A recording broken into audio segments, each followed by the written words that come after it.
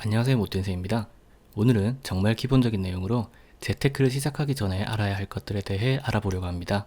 오늘 이야기는 금수저, 의사, 변호사 등의 전문직을 제외한 분들에게 적용되는 이야기이기 때문에 금수저 분들과 전문직 분들은 안 보셔도 됩니다. 그리고 딱 초등학교 수준의 이야기지만 난 서울 강남에 있는 명문초등학교 나와서 초등학교 수준은 필요 없어 라고 하시는 분도 한번 보시기를 추천드립니다. 어차피 다 아시는 내용의 공식화, 산수화 작업이지만 이 공식화, 산수화 작업이 성공한 투자자들이 말하는 자신만의 기준을 만드는 과정이거든요.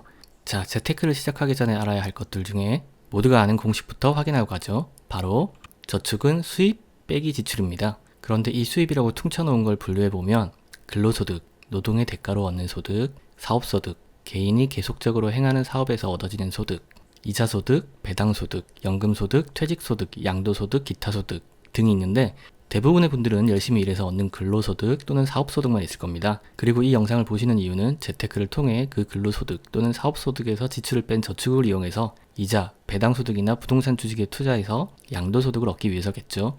그리고 지출의 종류를 알아보면 고정지출, 집세, 공과금, 핸드폰 요금, 교통비, 보험, 펀드, 변동지출, 여행, 미용, 명절 선물, 생일비용, 그리고 감가상각, 시간의 경과에 따라 그 자본 가치가 점점 소모되는 감가상각이 있습니다. 그리고 우리가 이 수입에서 지출을 뺀 나머지인 저축을 증가시키는 방법은 단 두 가지로 첫 번째는 들어오는 돈인 수입의 증가, 그리고 두 번째는 나가는 돈인 지출의 감소입니다.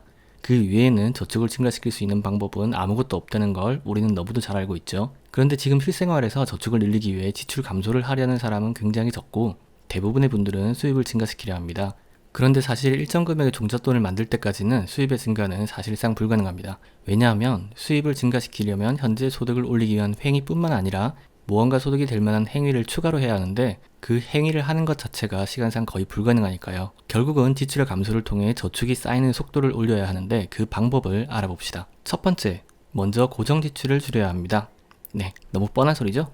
그래서 예를 들어 이야기하자면 20, 30대에 매달 몇만 원씩 보험에 넣고 있으시면 그런 계약은 해지해야 합니다. 보험을 해지했다가 큰일 생기면 어떻게 하느냐 라고 물으시는 분들께 말씀드리면 한 달에 10만 원씩 넣고 있는 보험이 10년 모이면 원금만 1200만 원입니다. 꽤 크죠? 20, 30대에게 보험이라는 것은 현실적으로 쓸모가 거의 없습니다. 나중에 보험료가 오른다 해도 40대에 가서 가입해도 늦지 않습니다. 보험사에서 20, 30대 고객을 노리는 것은 발병률이나 사망률이 낮아서 수익성이 좋기 때문이지 절대로 20, 30대들을 생각해서 그런 게 아니라는 점을 알아두셔야 합니다. 만약 보험 설계사들 주장이 사실이라면 40대가 되면 보험료가 비싸니까 보험사에 40대가 오면 제일 반가워해야 되는데 40대가 오면 별로 좋아하지 않죠. 대부분의 보험 설계사들은 보험이라는 이름으로 여러분에게 고정 지출을 늘리기를 권하는데 그게 그렇게 도움이 된다면 왜 그 사람들은 자기 전 재산을 거기에 투자하지 않고 여러분에게 보험을 가입하게 해서 실적을 올려서 자신의 근로소득을 증가시키려고 할까요? 그리고 40대 이상일 경우에 아이가 학원을 다니고 있는데도 성적이 오르지 않는다면 학원을 끊어야 합니다. 학원을 끊었다가 아이가 처지면 어떡하느냐고 반문하는 분도 있으실 텐데 학원비 한 달에 30만 원씩, 초중고 12년만 모으면 원금만 4,320만 원입니다.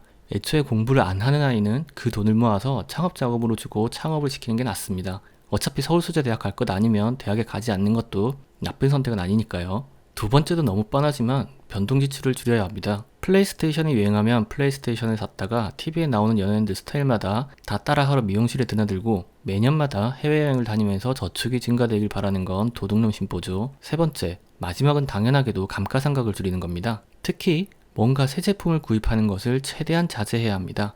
예를 들자면 서울에 살면서 자동차를 사는 경우 매일 10,000원씩 택시비를 쓴다고 해도 그 택시비가 소형차 가격과 유지비보다 싸니까 그냥 택시 타고 다니는 걸 추천드립니다. 더불어 노트북, 컴퓨터, 스마트폰 같은 걸 살 때도 산수를 꼭 해봐야 합니다. 새 제품 가격을 730으로 나누면 당신이 그 제품을 2년 사용한다는 가정하에 하루에 얼마씩 쓰고 있는 건지 알 수 있습니다. 예를 들어 73만원짜리 스마트폰을 구입하여 2년간 사용한다면 매일 1,000원을 스마트폰을 쓰는데 사용하는 것이고 6만원짜리 요금제를 사용한다면 스마트폰을 쓰는데 매일 3,000원씩 쓰는 겁니다.